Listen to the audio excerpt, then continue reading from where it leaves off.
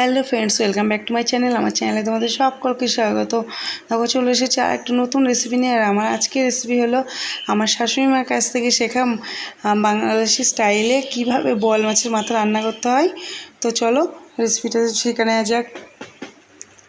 দেখো এই রেসিপিটা কিন্তু আমি আমার শাশুড়ি মায়ের কাছ থেকে শিখেছি, আর হালকা পাতলা রেসিপি, আর এই রেসিপিটা কিন্তু খেতে খুব ভালো লাগে। তো চলো তোমাদেরও দেখিয়ে দিই রেসিপিটা। দেখো বোয়াল মাছের রেসিপিটার জন্য আমি প্রথমে এখানে বোয়াল মাছের মাথা নিয়েছি। মাথাগুলোকে দেখো খুব ভালো করে ধুয়ে রেখেছি, ধুয়ে নিয়েছি। এবার আমি মাথাগুলোতে হলুদ আর লবণ মাখিয়ে নেব। ভালো করে হলুদ লবণ মাখিয়ে কিছুক্ষণ রেখে দেবো। তারপর মাথাগুলোকে খুব ভালো করে ভেজে নিতে হবে। দেখো বোয়াল মাছের মাথায় কিন্তু অনেক মাছ থাকে, আর এই মাথা কিন্তু খেতেও খুব ভালো লাগে। দেখো কড়াইয়ে তেল দিয়ে আমি এই মাথাগুলোকে খুব ভালো করে ভেজে নেবো। জি, আর সমস্ত মাথা ভাজা হয়ে গেলে তারপরে রান্নাটা শুরু করব। আর বোয়াল মাছের মাথা কিন্তু ফোটে কড়াইয়ে অল্প করে তেল দিতে হবে। আর মাছের মাথাগুলো কিন্তু সমস্ত ভাজা হয়ে গেছে। আর এবার আমি একটা মশলা বানাবো। আর চলো একবার দেখিয়ে দিই মশলাটা। আর এই প্রথমেই নিয়েছি যে আদা, মিক্সি জারের মধ্যে আদা নেবো, মাছের মাথা অনুযায়ী নেবে। আর এখানে আদা নিয়েছি আমি, এরকমভাবে কেটে নিয়েছি। আর নিয়েছি কাঁচা পাকা লঙ্কা, তারপর লাল লঙ্কা, কাঁচা লঙ্কা। আর নেবো এখানে কালো জিরে আছে, কালো জিরে নেবো। এই যে অল্প অল্প পরিমাণে কালো জিরে নেবো, জিরে নেবো অল্প পরিমাণে, আমি হাফ চামচ পরিমাণ জিরে নেবো। আর নেবো রাঁধুনি। তাহলে আদা, কাঁচা লঙ্কা দিলাম, আর জিরে, রাঁধুনি, কালো জিরে দিয়ে, আর দেবো দুটো শুকনো লঙ্কা যাতে কালারটা ভালো আসে। এবার সমস্ত কিছু একসাথে পেস্ট করে নেবো।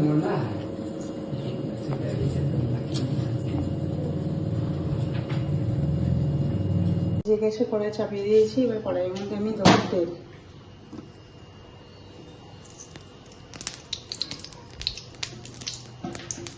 তেল দিয়ে জিরে তেলে দেবো।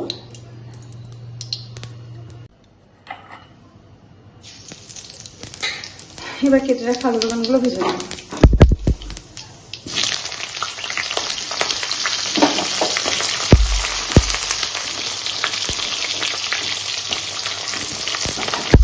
আলু বেগুনটা কিন্তু মাছের মাথাটা রান্না করবো আমি। আর এইভাবে রান্না করলে কিন্তু খেতে খুব ভালো লাগে। তোমরা তো অবশ্যই একবার দেখতে পারো এইভাবে রান্না করে।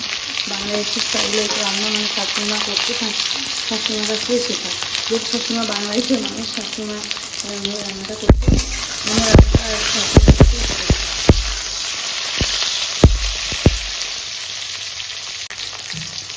দিয়ে দেবো সামান্য পরিমাণে লবণ আর হলুদ। এবার আলু বেগুনটাকে খুব ভালো করে ভেজে নেব।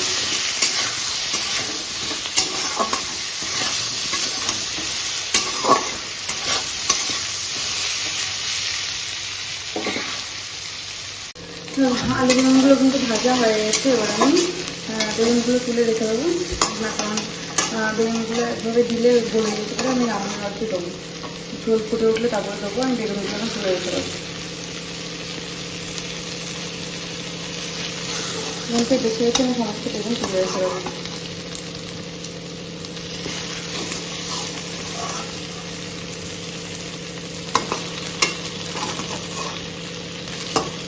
আমি একসাথে ভেজে নিলাম যাতে রান্নাটা তাড়াতাড়ি হয়।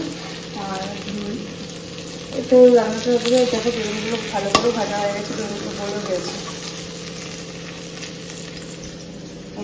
এইভাবে আমি সমস্ত বেগুন তুলে রেখে দেবো আলাদা করে। সমস্ত বেগুনগুলো তোলা হয়ে গেছে। এবার আমি এর মধ্যে যে বেটে রাখা মশলাটা দিয়ে দেবো।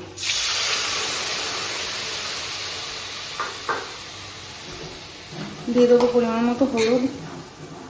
আমি আগে লবণটা দিয়েছি, লবণের সময় দেবো না, লবণ পরে মাছের মাথাগুলো দিয়ে লবণটা দেবো।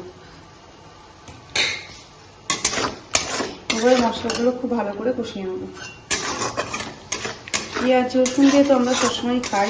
এইভাবে এরকমভাবে রান্না করে দেখতে পারো, রান্নাটা কিন্তু আশা করি তোমাদের ভালো লাগবে।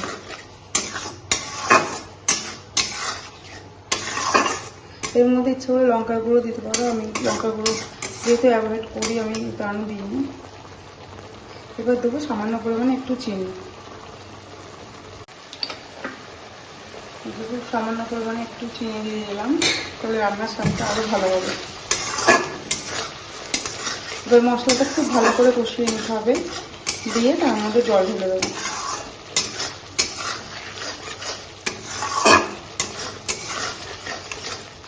যেহেতু কাঁচা লঙ্কা দিয়ে করেছি তার জন্য তোমার কালারটা একদম আছে, তোমার শুকনো লঙ্কা দিয়ে করতে পারো, তাহলে কিন্তু কালারটা আর সুন্দর আসে।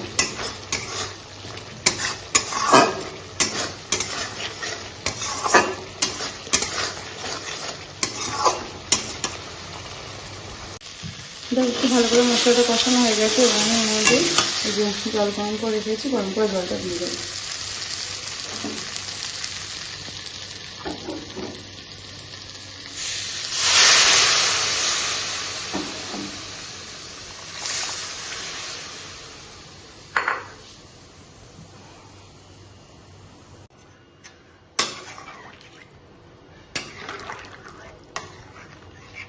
যেহেতু মাথার পরিমাণটা একটু বেশি, তার জন্য আমি এখানে আরেকটা পরিমাণে জল দিলাম।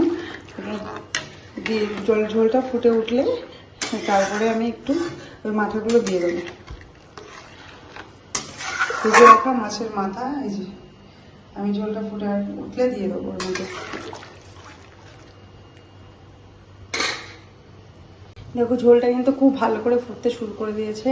এবার আমি এই অবস্থায় এর মধ্যে মাথাগুলো দিয়ে দেবো, এই যে ভেজে রাখা মাছের মাথাগুলো এবার দিয়ে দেবো এর মধ্যে।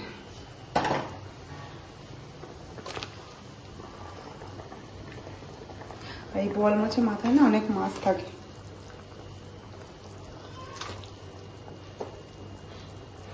এরমভাবে মাথা, তোমার বোয়াল মাছের মাথা কে কে ভালোবাসে অবশ্যই কিন্তু আমাকে কমেন্ট করো।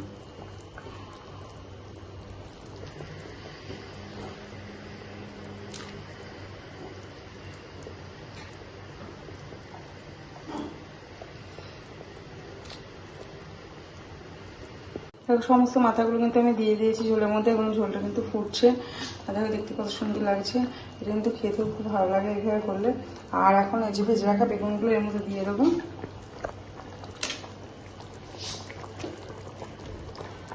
বেগুনটা দিলে ঝোলটা একটু কাদা কাদা হবে, মানে একটু গাঢ় হবে, তাতে খেতেও বেশ ভালো লাগবে। দেখো মাছের মাথা রান্নাটা কিন্তু আমার প্রায় হয়ে এসেছে। এবার আমি উপর দিয়ে কিছু কাঁচা লঙ্কা ছিটিয়ে দেবো, যাতে সেন্টটা ভালো আসে।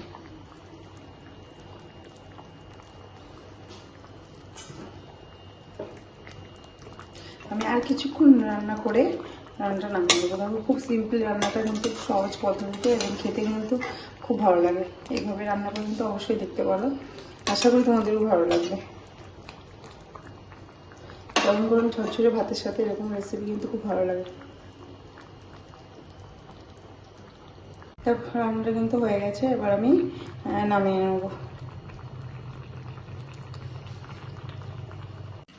দেখো তৈরি হয়ে গেছে মাছের ঝোল রেসিপিটা। রেসিপিটা কেমন লাগলো জানিও, আর যদি ভালো লেগে থাকে অবশ্যই কিন্তু লাইক কমেন্ট শেয়ার, এবং চ্যানেলটা কিন্তু অবশ্যই সাবস্ক্রাইব করবে।